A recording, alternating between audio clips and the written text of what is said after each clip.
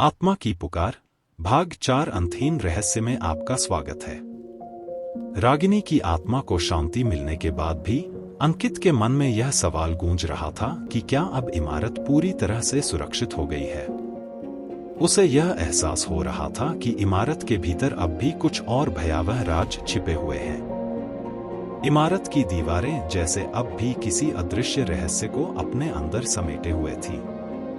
रहस्यमय गतिविधियों की वापसी। कुछ महीने बीत गए और इमारत फिर से लोगों के रहने के लिए खुल गई। इस बार नए किराएदार आए, लेकिन जल्द ही एक बार फिर डरावनी घटनाएं शुरू हो गईं। रात में लोगों को अजीब आवाजें सुनाई देने लगीं, दरवाजे अपने आप खुलने बंद होने लगे और कभी-कभी हवा में किसी अदृश्य साए का एहसास होने लगा। इमारत के कुछ पुराने लोग, जो पहले वहां रह चुके थे, अब फिर से इस बात पर चर्चा करने लगे कि यह जगह फिर से भूतिया हो गई है। अंकित ने जब इन घटनाओं के बारे में सुना तो उसे लगा कि शायद कोई पुरानी आत्मा फिर से जाग गई है। एक नया राज। अंकित ने इस बार पूरी इमारत को अच्छे से खंगालने का फैसला किया। वह उन तहखानों में भी गया जहां रागिनी की आत्मा को पहले बंद किया गया था, लेकिन इस बार तहखाना भी कुछ नया नहीं बता पा रहा था।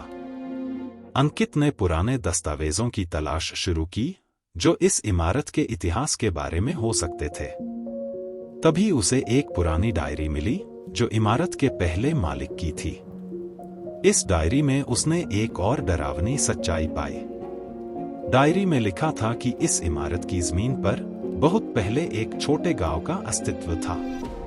उस समय इस गांव के लोगों ने एक क्रूर जमींदार के खिलाफ बगावत की थी और इस संघर्ष में जमींदार ने गांव के कई मासूम लोगों को बेदर्दी से मार डाला था। उन लोगों की आत्माएं भी इस जमीन पर कैद हो गई थी जो अब तक मुक्त नहीं हो पाई थी। भूतिया घटनाओं का असली कारण। अंकित को अब समझ में आ गया था कि इमारत की परेशानी सिर्फ रागिनी की आत्मा तक सीमित नहीं थी। यह जमीन कई आत्माओं की कैद थी जिनकी मौतें अतीत में क्रूरता से हुई थी। ये आत्माएं अब भी इंसाफ की तलाश में थीं और उनकी आत्माओं की शांति इस जमीन से जुड़ी थी। इमारत में रहने वाले नए लोगों को इस बात का पता नहीं था, लेकिन अंकित जानता था कि यह लड़ाई अब और कठिन होने वाली है। आत्माओं की बगावत। एक दिन अचानक इमारत के सभी लोग एक साथ गायब हो गए। कोई भी नहीं जानता था कि वे कहाँ गए। पुलिस और स्थानीय प्रशासन ने इमारत की जांच की, लेकिन कोई सुराग नहीं मिला। इसी दौरान अंकित को रात के वक्त इमारत से एक अजीब सी आवाज सुनाई दी। यह आवाजें उन आत्माओं की थीं जो अब पूरी तरह जाग चुकी थी। इस बार आत्माएं अपने साथ सब कुछ ले जाना चाहती थीं। वे अब किसी एक से बदला नहीं लेना चाहती थीं, बल्कि पूरे गांव के उन लोगों का बदला लेना चाहती थीं जिन्हें जमींदार ने मार डाला था। अंतिम लड़ाई। अंकित ने इस बार निश्चय कर लिया कि वह इन आत्माओं को भी शांति दिलाएगा। उसने गांव के कुछ पुराने लोगों से मदद मांगी जो इस इतिहास के बारे में जानते थे। उन्होंने बताया कि उन आत्माओं को शांति दिलाने का एक ही तरीका है, उस जमीन को पूरी तरह से साफ करना और धार्मिक अनुष्ठान करना।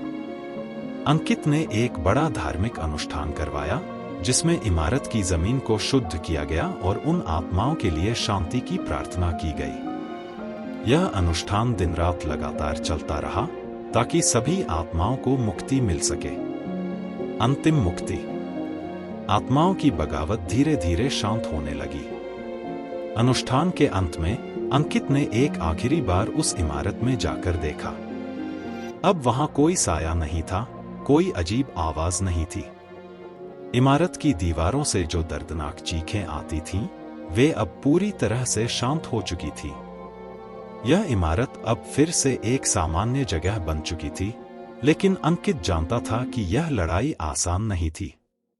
यह उसकी दृढ़ता और साहस का परिणाम था, जिसने न केवल रागिनी बल्कि उन सैकड़ों आत्माओं को भी शांति दिलाई जो सदियों से भटक रही थी।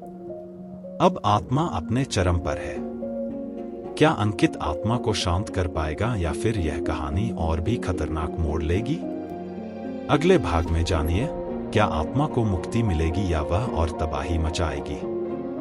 अगला भाग देखने के लिए सब्सक्राइब करें।